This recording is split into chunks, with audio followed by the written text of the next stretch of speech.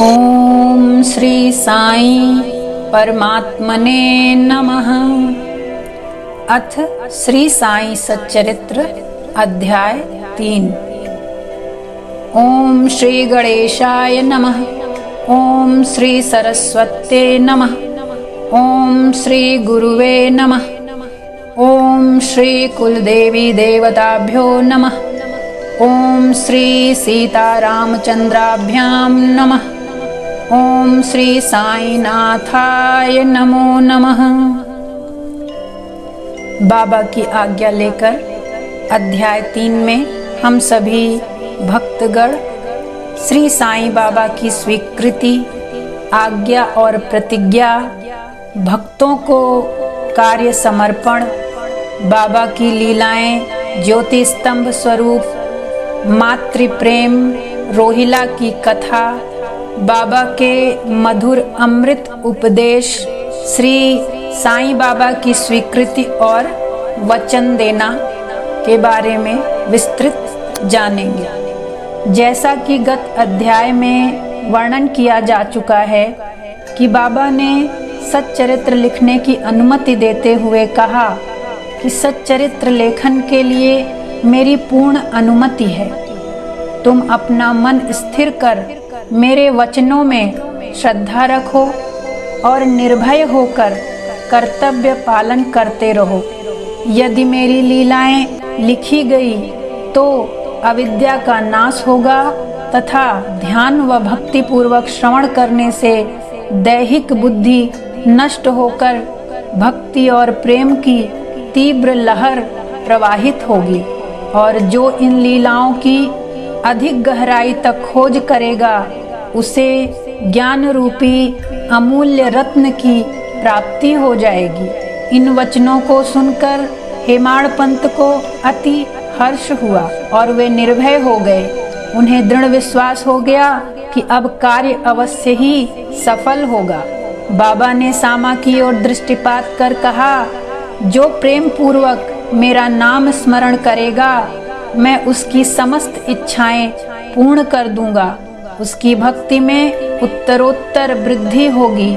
जो मेरे चरित्र और कृत्यों का श्रद्धा पूर्वक गायन करेगा उसकी मैं हर प्रकार से सदैव सहायता करूंगा। जो भक्तगण हृदय और प्राणों से मुझे चाहते हैं उन्हें मेरी कथाएं श्रवण कर स्वभावतः प्रसन्नता होगी। विश्वास रखो कि जो कोई मेरी लीलाओं का कीर्तन करेगा उसे परमानंद और चिर संतोष की उपलब्धि हो जाएगी। यह मेरा वैशिष्ट्य है कि जो कोई अनन्य भाव से मेरी शरण आता है, जो श्रद्धा पूर्वक मेरा पूजन, निरंतर स्मरण और मेरा ही ध्यान किया करता है, उसको मैं मुक्ति प्रदान करता हूँ।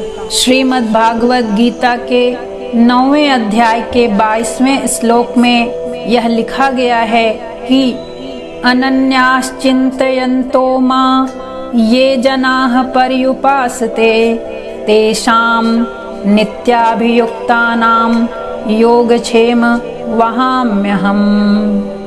अर्थात जो नित्य प्रति मेरा नाम स्मरण और पूजन कर मेरी कथाओं और लीलाओं का प्रेम पूर्वक मनन करते हैं, ऐसे भक्तों में सांसारिक वासनाएं और अज्ञान रूपी प्रवृत्तियां कैसे ठहर सकती हैं। मैं उन्हें मृत्यु के मुख से भी बचा लेता हूँ। मेरी कथाएं श्रवण करने से मुक्ति हो जाएगी। अतः मेरी कथाओं को श्रद्धा पूर्वक सुनो, मनन करो। सुख और संतोष प्राप्ति का सरल मार्ग यही है। इससे श्रोताओं के चित्त को शांति प्राप्त होगी, और जब ध्यान प्रगाढ़ और विश्वास दृढ़ हो जाएगा तब अखंड चैतन्य घन से अभिन्नता प्राप्त हो जाएगी। केवल साईं साईं के उच्चारण मात्र से ही उनके समस्त पाप नष्ट हो जाएंगे। ओम साईं नाथाय नमो नमः। भिन्न भिन्न कार्यों की भक्तों को प्रेरणा। भगवान अपने किसी भक्त को मंदिर, मठ, किसी को नदी के तीर पर घाट बनवाने, किसी को तीर्थ पर्यटन करने, और किसी को भगवत कीर्तन करने एवं भिन्न भिन्न प्रकार के कार्य करने की प्रेरणा देते रहते हैं, परंतु उन्होंने मुझे साईं सच्चरित्र लेखन की प्रेरणा दी। किसी भी विद्या का पूर्ण ज्ञान न होने के कारण मैं इस कार्य के लिए सर्वथा अयोग्य था, अतः मुझे इस दुष्कर कार्य का दुस्साहस क्यों करना चाहिए। श्री साईं महाराज की यथार्थ जीवनी का वर्णन करने की सामर्थ्य किसे है? उनकी कृपा मात्र से ही कार्य संपूर्ण होना संभव है। इसलिए जब मैंने लेखन प्रारंभ किया तो बाबा ने मेरा यह अहम नष्ट कर दिया और उन्होंने स्वयं अपना चरित्र रचा। अतः इस चरित्र का श्रेय उन्हीं को है, मुझे नहीं। जन्मतः ब्राह्मण होते हुए भी मैं दिव्य चक्षु विहीन था, अतः साईं सच्चरित्र लेखन में सर्वथा अयोग्य था। परंतु श्री हरि कृपा से क्या संभव नहीं है। मूक भी वाचाल हो जाता है और पंगु भी गिरि पर चढ़ जाता है। अपनी इच्छानुसार कार्य पूर्ण करने की युक्ति वे ही जाने। हारमोनियम और बंसी को यह आभास कहाँ कि ध्वनि कैसे प्रसारित हो रही है, इसका ज्ञान तो वादक को ही है।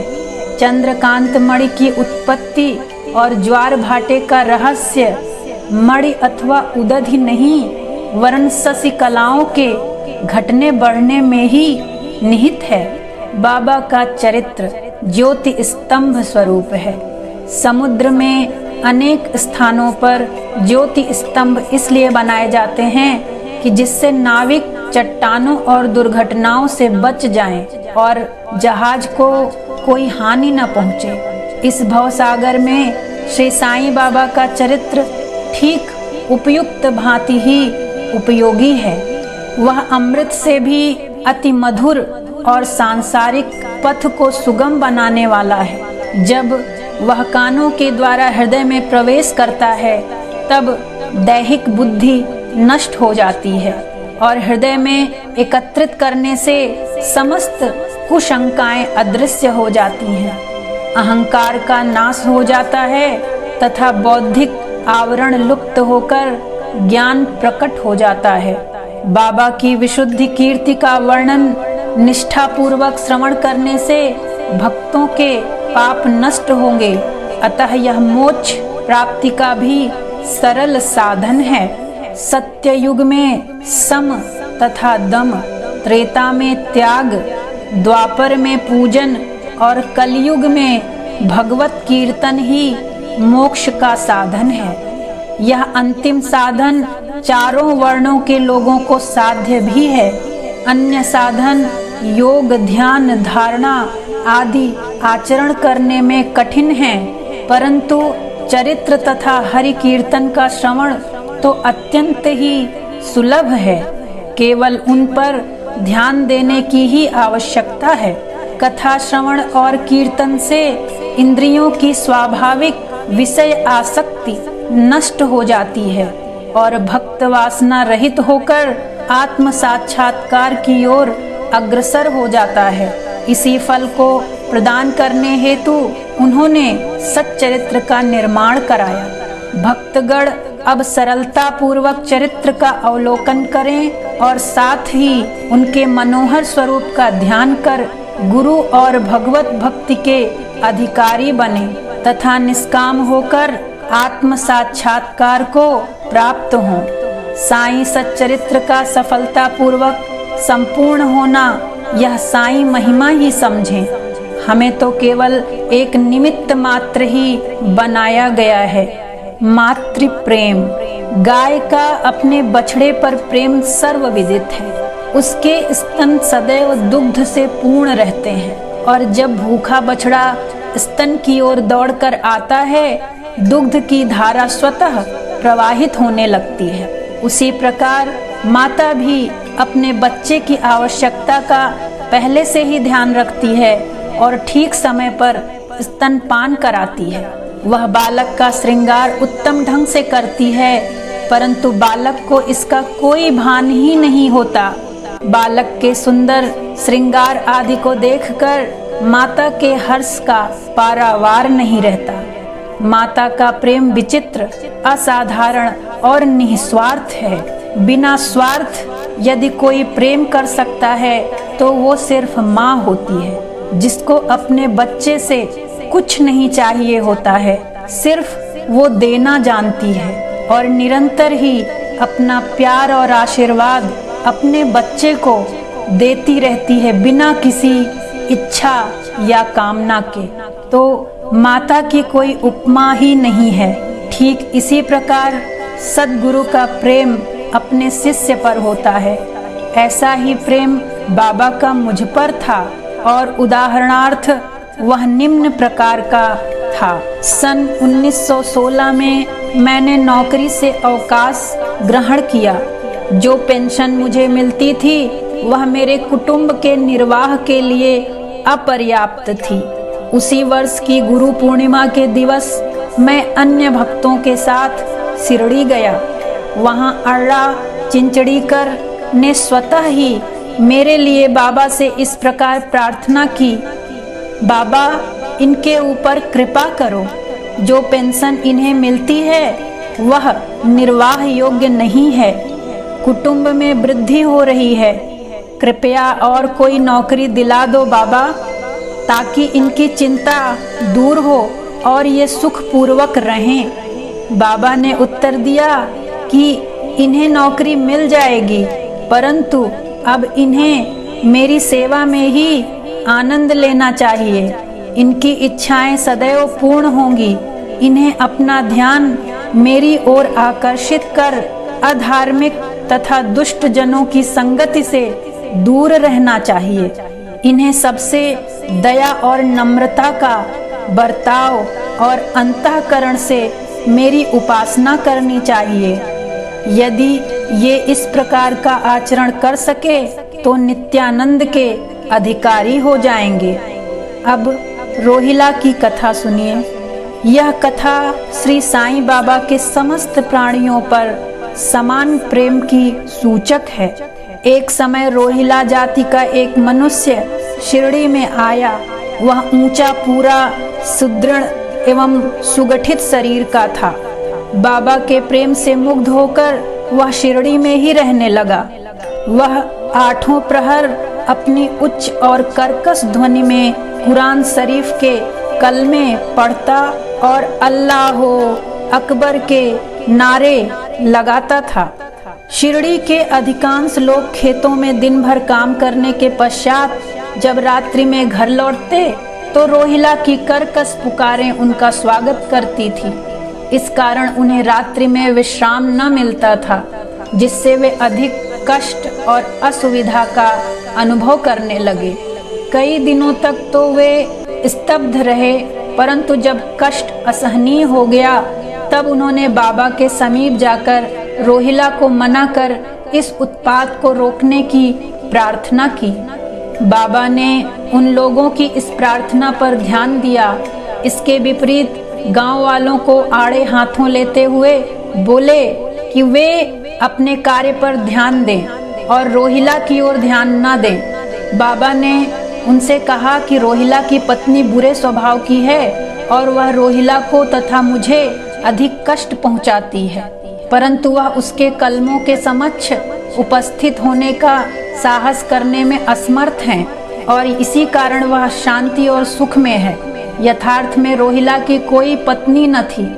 बाबा का संकेत केवल कुविचारों की ओर था। अन्य विषयों की अपेक्षा बाबा प्रार्थना और ईश आराधना को महत्व देते थे। अतः उन्होंने रोहिला के पक्ष का समर्थन कर ग्रामवासियों को शांतिपूर्वक थोड़े समय तक उत्पात सहन करने का परामर्श दिया। बाबा के मधुर और अमृत स्वरूप उपदेश। एक दिन दोपहर की आरती के पश्चात भक्तगण अपने घरों को लौट रहे थे। तब बाबा ने निम्नलिखित अति सुंदर उपदेश दिए। तुम चाहे कहीं भी रहो, जो इच्छा हो सो करो, परंतु यह सदैव स्मरण रखो कि जो कुछ तुम करते हो वह सब मुझे ज्ञात है। मैं ही समस्त प्राणियों का प्रभु और घट घट में व्याप्त हूँ। मेरे ही उदर में समस्त जड़ व चेतन प्राणी समाये हुए हैं। मैं ही समस्त ब्रह्मांड का नियंत्रण करता व संचालक हूँ। मैं ही उत्पत्ति, स्थिति व संहार करता हूँ। मेरी भक्ति करने वालों को कोई हानि नहीं पहुंचा सकता। मेरे ध्यान की उपेक्षा करने वाला माया के पास में फंस जाता है। समस्त जंतु, चींटियां तथा दृश्यमान, परिवर्तनमान और स्थायी विश्व मेरे ही स्वरूप हैं। इस सुंदर तथा अमूल्य उपदेश को श्रवण कर मैंने तुरंत यह दृढ़ निश्चय कर लिया कि अब भविष्य में अपने गुरु के अतिरिक्त अन्य किसी मानव की सेवा न करूंगा। मुझे नौकरी मिल जाएगी। बाबा के इन वचनों का विचार मेरे मस्तिष्क में बारंबार चक्कर काटने लगा। मुझे विचार आने लगा, क्या सचमुच ऐसा घटित होगा? भविष्य की घटनाओं से स्पष्ट है कि बाबा के वचन सत्य निकले और मुझे अल्पकाल के लिए नौकरी मिल गई। इसके पश्चात मैं स्वतंत्र होकर एक चित्त से जीवन पर्यंत बाबा की ही सेवा करता रहा। इस अध्याय को समाप्त करने से पूर्व मेरी पाठकों से विनम्र प्रार्थना है कि वे समस्त बाधाएं जैसे आलस्य, निद्रा, मन की चंचलता व इंद्रिय आसक्ति दूर कर और एक चित्त होकर ध्यान बाबा की लीलाओं की ओर दें और स्वाभाविक प्रेम निर्माण कर भक्ति रहस्य को जाने तथा अन्य साधनाओं में व्यर्थ श्रमित न हो। उन्हें केवल एक ही सुगम उपाय का पालन करना चाहिए और वह है श्री साईं लीलाओं का श्रवण। इससे उनका अज्ञान नष्ट होकर मोक्ष का द्वार खुल जाएगा। जिस प्रकार अनेक स्थानों में भ्रमण करता हुआ भी लोभी पुरुष अपने गड़े हुए धन के लिए सतत चिंतित रहता है, उसी प्रकार श्री साईं को अपने हृदय में धारण करो। हर क्षण साईं साईं जपो। अपनी हर श्वास में अपने इष्ट का नाम जपो। अगले अध्याय में श्री साईं बाबा के शिरडी आगमन का वर्णन होगा। श्री सद्गुरु साईनाथार्पणमस्तु।